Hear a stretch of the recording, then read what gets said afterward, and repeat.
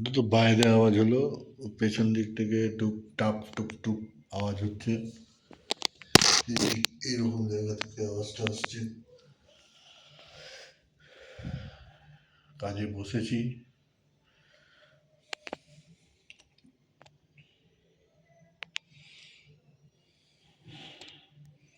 এক এক করে প্রদীপ নিভতেও শুরু করেছে। ও যতক্ষণ না গিয়ে বসছে ততক্ষণ কিছু করতে পারছি না। ও বললো আমাকে যে আমি 10 মিনিট, কিন্তু ওরই বিপদ হবে, দেরি করলে মুশকিল আছে, আমি কিছু করতে পারছি না।